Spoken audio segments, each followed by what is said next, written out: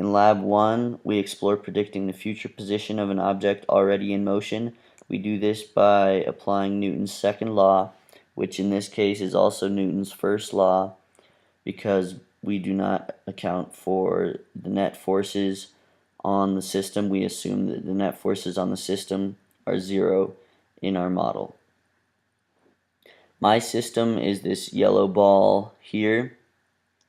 The diameter of the ball is 0.06 meters, and I have the graph oriented, or my axis oriented, so that the x is negative to the left. As I play the video, the ball rolls to the left, and this in the graph shows that as time increases, the position decreases in meters. My starting position was negative 0.01 meters at time 0 seconds, and the duration of the video is 1.06 seconds, so that is my final time, and at that time my position is negative 0.486 meters.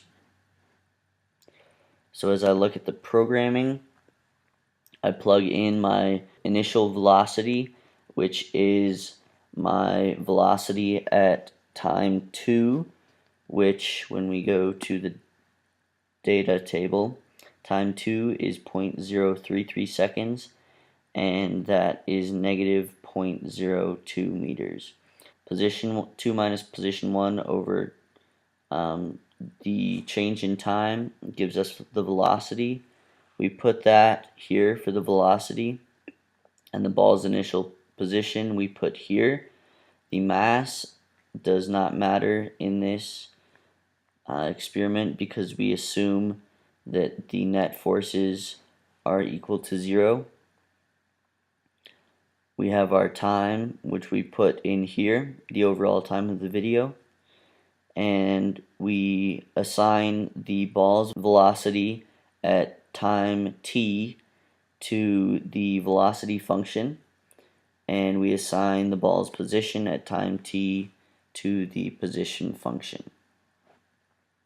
When we run our model,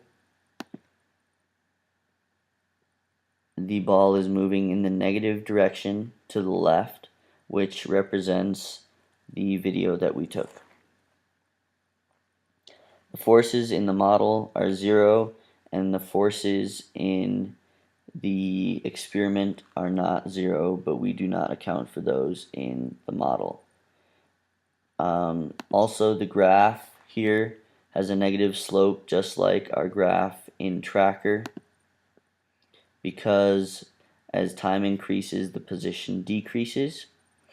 When we compare our data from the experiment and the data from the model, see that the model and the experiment are the same until about a quarter of a second. Then at about 1 second you can see that there is variation here. This could be because of the forces that we do not account for in the model, such as friction and gravity.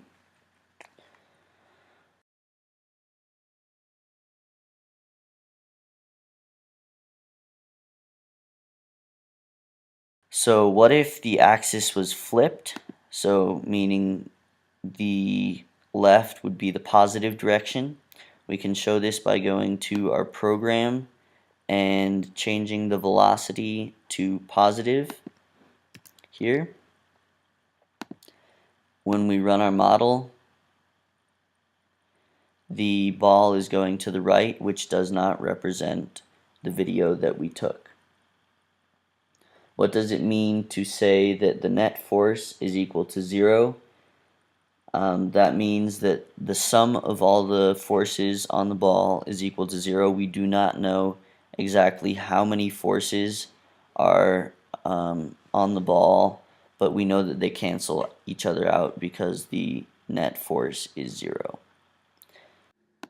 In conclusion, we know that we can find the predicted position of the system by plugging in the initial position, the initial velocity, and change in time.